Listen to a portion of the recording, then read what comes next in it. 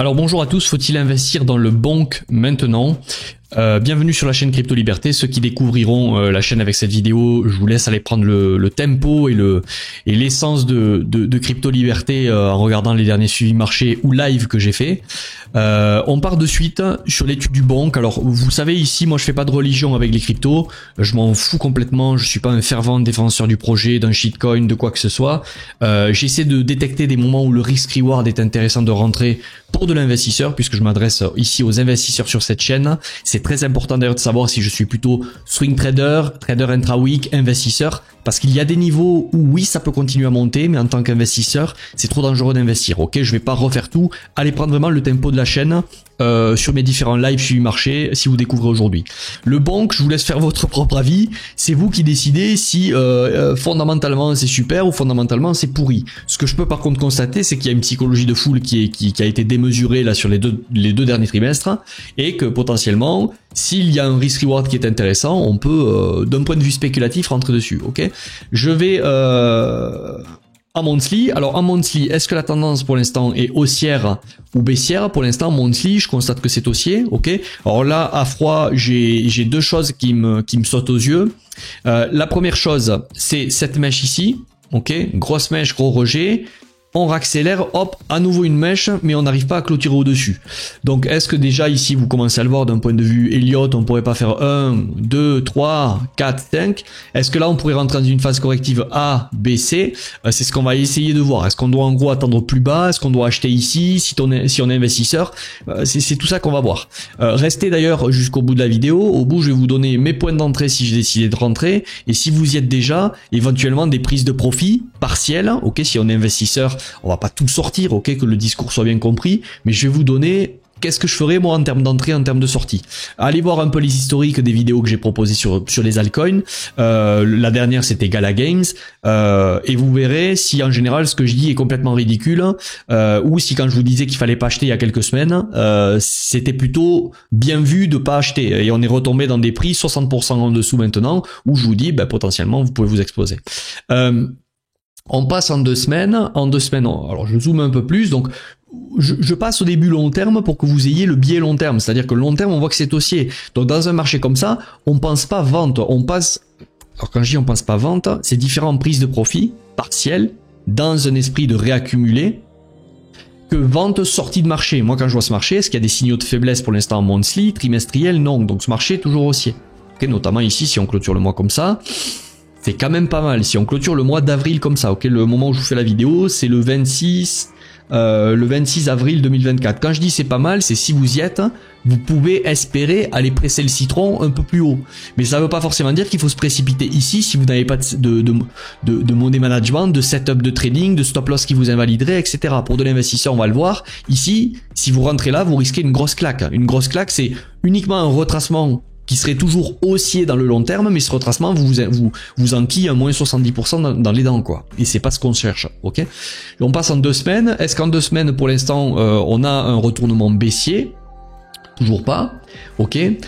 Cette quinzaine là a été bien sauvée avec une clôture sous ce niveau. À cet endroit, on clôture bien au-dessus, donc la quinzaine est sauvée, on ravale pour l'instant le travail, on va voir si cette quinzaine est capable de nous mettre une clôture. Maintenant, ici, si elle nous met une clôture au-dessus de ce niveau, on peut partir du principe qu'on ira faire des plus hauts. Si par contre on échoue cette clôture quinzaine ici, attention, peut-être que le marché va avoir intérêt à vouloir liquider cette ligne de tendance qui a l'air un peu trop belle. Ok, je vais vous la tracer. Voilà, ok. Attention à tout ça, il y a très certainement beaucoup de liquidités qui commencent à s'accumuler en dessous et beaucoup d'imbalance, de déséquilibre de marché. Et ces zones seraient pour moi des zones d'investissement. On va le voir à la fin. Hein. Ok, donc je passe juste en trimestriel. J'ai oublié de faire quelque chose. Pour moi, là, d'un coup d'œil, hein, d'un point de vue trimestriel, même semestriel, une bonne zone pour moi qui attirerait l'investissement, elle est ici. Ok, donc je vais vous la tracer et on va coupler ça tout à l'heure avec quelques Fibonacci par exemple pour voir. Est-ce qu'on pourrait trouver des points d'entrée qui seraient cohérents, hop, par rapport à tout ça. Alors on revient en 15 jours. 15 jours pour l'instant, donc je vous ai parlé que si on clôturait ici, il y a peut-être un intérêt à aller encore plus haut. En weekly, est-ce qu'en weekly, on a pour l'instant des signes de faiblesse? Pour l'instant en weekly, on n'est pas faible, ok, toujours pas. Alors s'il y a quelque chose qui me plaît pas, ok, Rappelez, là je me suis mis à logarithmique parce que ça me fait penser au 1, 2, 3, 4 et 5. Et là on rentre peut-être dans une phase où on va abaisser un retracement qui nous permettra d'investir. Si vous découvrez la chaîne aujourd'hui, ça fait quelques semaines que je disais que sur les altcoins, le risk-reward de s'investir, de prendre des risques, ça valait pas le coup. On a eu des gros retracements. Bon, il y a ceux qui ont pris déjà des points d'entrée ici sur des retracements. Bravo. Là, on est dans un rebond technique, mais pour moi, l'ensemble des altcoins, alors peut-être pas le bonk, là pour l'instant, on va le regarder sur du court terme, mais l'ensemble des altcoins pourrait rentrer dans un, comment dire, un rebond haussier qui est un piège en fait. C'est-à-dire, les gens ont raté la fête depuis un moment, ils ont enfin dip, ils disent ça y est, c'est moi qui vais en profiter maintenant. Et le problème, c'est que tu rentres, hop, le rebond, le dip plus profond, et tu te retrouves avec du cash immobilisé ici. Mais comme je le dis souvent, c'est pas très grave. Là, vous achetiez pas un top.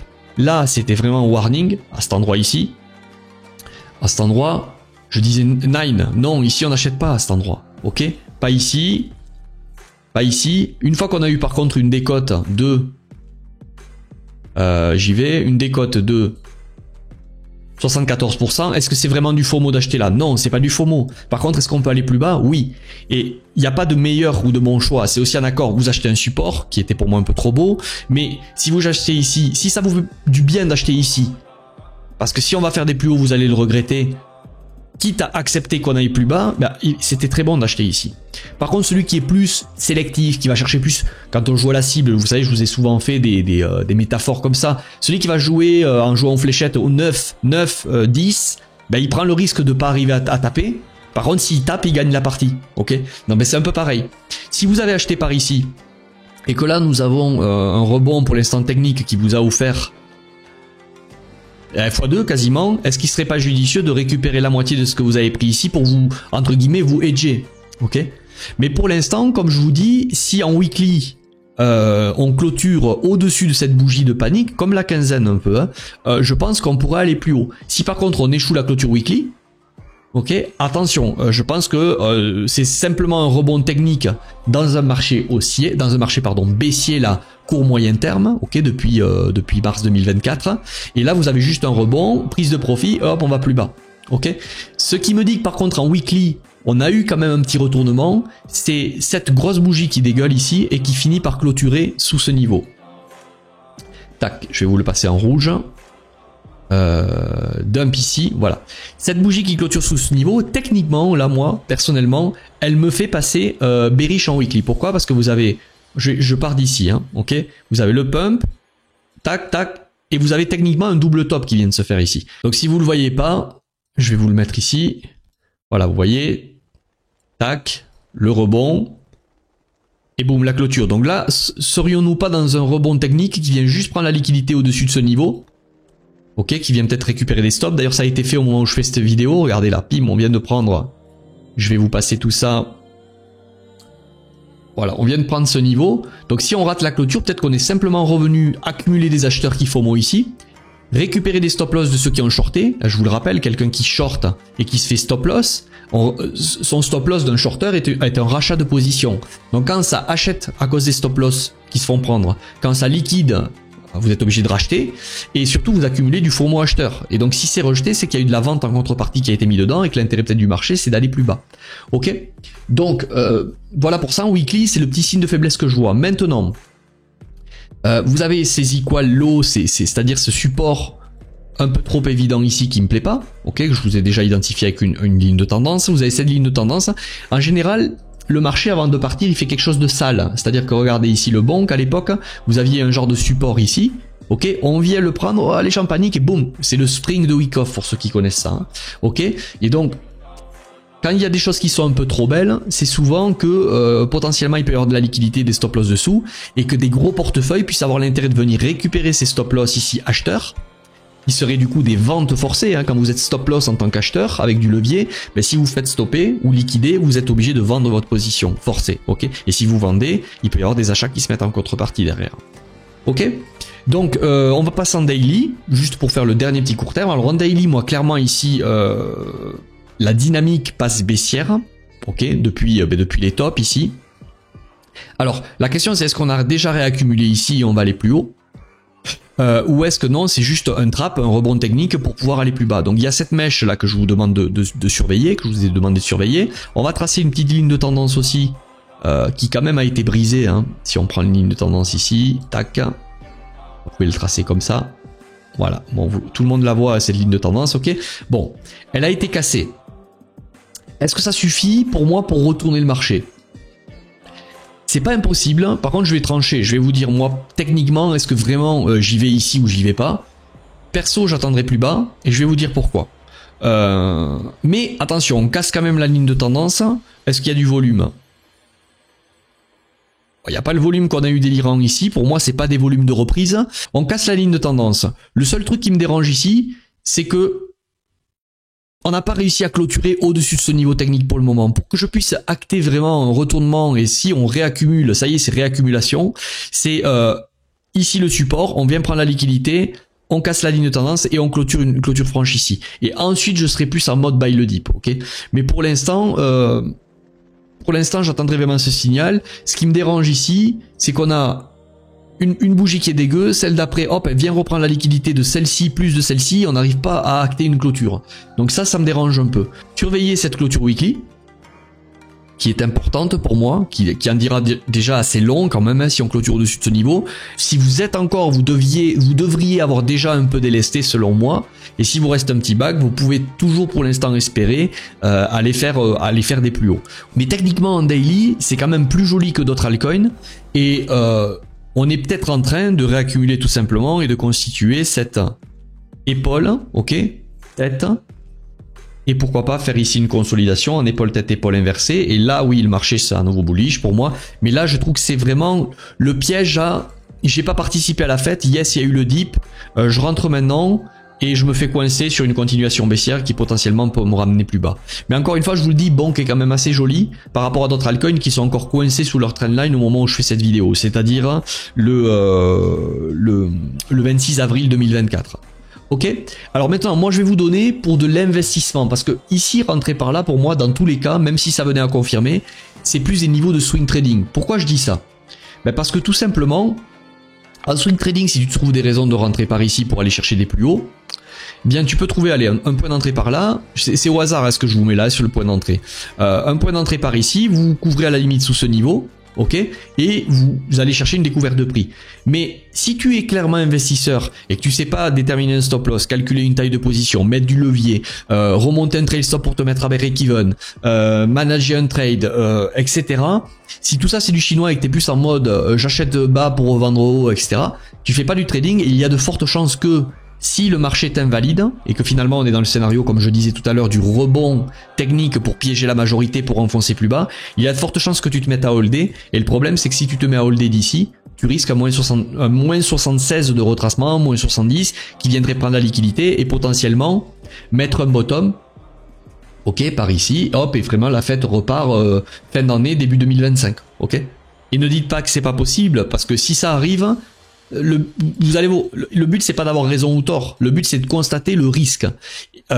Tout risque est bon à prendre s'il est mesuré et si tu sais ce que tu fais. Si tu trades et que tu sais calculer un risque, oui, comme je te le dis, c'est bullish. Monthly, weekly, pour l'instant, ça reste bullish. Daily, on a l'impression d'avoir un semblant de reprise, mais attention, méfions-nous. Pourquoi? Parce que en weekly quand même, on a eu un gros drop ici, et pour moi là, on a ce double top que je vous dis qui casse la structure. Donc pour moi ici, on passe baissier, et dans un marché qui potentiellement passe baissier ici moyen terme en weekly, ok, c'est-à-dire comme je vous l'ai montré tout à l'heure, bam, bam, bam, une clôture ici. Là oui, on est en train de rebondir, très bien. Mais si c'est une mèche qui échoue, l'objectif du marché, c'est d'aller continuer d'enfoncer, ok. C'est pour ça qu'on dit dans un marché aussi, on buy le dip. Dans un marché baissier, on vend les rebonds. Pour de l'investissement, personnellement, je rentrerai pas ici. C'est clair et net. Je vais plutôt prendre l'ancien point bas qui est voilà, celui-ci. Tac. Je vais prendre le bottom, le top. Et bizarrement, vous avez vu la zone que je vous ai identifiée tout à l'heure, plutôt sur du price action, etc., avec de l'imbalance, colle avec cette zone ici. Hein. Donc pour moi, personnellement, je pourrais être en mesure à commencer à rechercher de l'achat sous le 0,786, c'est tant qu'à faire sous ces niveaux-là. C'est-à-dire que par contre, si on vient breaker ici, en dessous, pour moi, on rentre à nouveau dans des bonnes zones d'investissement. Et si on vient en dessous ce niveau, voilà, je vais vous l'identifier. les 0.00009345 là sur Gate.io, à partir de sous ce niveau, je peux être intéressé potentiellement pour acheter du bonk. Ok. Si, allez, en weekly, je vais vous trouver des points d'entrée. Bah, tout simplement, hein, je vais renlever mon Fibonacci. Vous avez compris, hein, le Fibonacci, c'est moi tout ce qui est altcoin sous 702 minimum, 786. C'est pour ça que je vous disais tout à l'heure que c'est pas du FOMO d'avoir acheté ici. Mais attention, j'ai besoin d'un peu plus de confirmation weekly pour me dire ça y est, la dynamique baissière est finie. Donc voilà, des niveaux qui peuvent être intéressants, ben c'est juste déjà sous ce niveau, ok. Une technique que vous pouvez faire, c'est vous enlever par exemple, voilà, vous passez sur 0 par exemple 93 tout court. Voilà, vous voyez un petit niveau en dessous, tac, le marché pourra avoir l'intérêt de venir récupérer les stop loss. Et toute cette zone techniquement est bonne, que je vais vous tracer ici. Soit vous attendez qu'on revienne dans la zone et qu'on ait des confirmations haussières ici, ok, sur des plus petites unités de temps. Voilà pour les points d'achat et pour les points de vente. Alors si vous êtes déjà sur le marché, attention, hein, je vous ai dit que ces deux signaux pour moi sont des warnings pour l'instant. Tant que le marché ne clôture pas de cette manière, j'ai un doute qu'on aille faire de nouveau plus haut. Donc faites attention, si vous êtes dans bonk depuis un moment, personnellement, je prendrai quand même des profits. Alors, si vous n'en avez pas pris, une bonne zone là pour prendre des profits, et on verra si l'avenir va me donner raison, mais encore une fois, je m'en fous d'avoir raison. Le but c'est de constater, est-ce que ça vaut le coup d'appuyer sur un bouton rouge ou vert? Là, on est quoi? 0, 30, 543 et là, 30, 508. Donc ici, techniquement, l'imbalance n'a pas été recomblé. Si vous n'avez pas pris de profit, on va voir si ça viendra toucher, hein. Je vais vous mettre TP rationnel, voilà. Vous avez un bon niveau de prise de profit là ici à 30 543. Si on vient retaper, certains qui comprennent les concepts de supply demand zone comprendront, mais là il y a quand même un bon niveau à prise de profit dans toute cette zone. Ok, je vais vous le mettre. Toute cette zone, si vous n'avez pas TP, est pas mal. Attention, vous avez un changement de structure ici, donc on est peut-être dans un rebond technique pour aller plus bas. Prenez peut-être la moitié de votre investissement initial si vous l'avez pas pris. Voilà pour la prise de profit. Bon qu'à l'avenir, si on vient à découvrir le prix. Où est-ce qu'on pourrait aller? Bah, tout simplement, je vais vous faire une projection pour les Fibonacci. Alors ça envoie du baume au cœur. Les gens, ah ouais, super, tout ça. Faites attention, c'est pas parce que ce sont des projections, ok, dans un premier temps, qui souvent d'ailleurs sont respectées. Hein. Mais deuxièmement, on peut peut-être aller sur les niveaux de prix que je vais vous dire, mais on ira très certainement avec des gros dips au passage. Donc c'est pour ça que je favorise la prise de profit partielle. Des projections qui sont possibles à l'avenir sur bonk, ok, vous les avez ici. On pourrait très bien avoir des projections type, bon vous les avez là, je vais pas lister tous les zéros, mais en gros, tous ces niveaux-là. Mais au passage, faites attention, on pourrait très bien taper ce niveau, retracer, taper. La volatilité des altcoins vous oblige à pas jouer à Madame Irma et à prendre des profits. Voilà pour ça, et on va terminer avec quelques indicateurs que je voulais vous montrer. Vous avez un croisement aussi, un petit croisement de momentum ici, c'est-à-dire ça c'est la moyenne mobile 20 qui a croisé avec la moyenne mobile 50. Ok. Bon. Vous voyez, la moyenne mobile 20 retente de passer au-dessus de la moyenne mobile 50 avec une action de prix avec des mèches. Bon, il faudrait que vraiment on ait, comme je vous disais, cette clôture au-dessus de ce niveau qui nous ferait réaligner les moyennes mobiles dans le bon sens. Et là, je pense que ça serait pas mal. Niveau RSI, c'est la dernière chose que je voulais vous montrer. Attention, on a eu un excès ici. Ok, on n'a pas réussi à faire de nouveau plus haut niveau momentum. On est quand même, je trouve, en train de faiblir. On a une divergence qui est actée.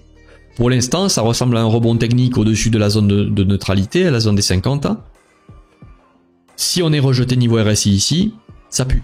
Ok, c'est pour ça que l'action du prix ici pour moi est très intéressante et très importante à suivre. Je termine cette vidéo avec ça. Juste si vous voulez, si vous êtes intéressé par rejoindre une communauté d'investisseurs où on est là pour maximiser un cycle, la gestion de risque, il n'y a pas de prédiction. Moi je suis pas Pépito, Crypto Pépite. Je suis pas Madame Irma. On fait un money management sérieux. On raisonne Pareto, prise de profit en lucidité. On réfléchit plutôt à instant présent que projection future, à vouloir prévoir le futur, parce que le but c'est de préserver la santé mentale hein, aussi à la fin pendant un cycle, à la fin et au début. Vous avez toutes les descriptions ici, n'hésitez pas à nous rejoindre si ça vous intéresse. C'était Benjamin, Crypto Liberté, et je vous dis à plus, bye.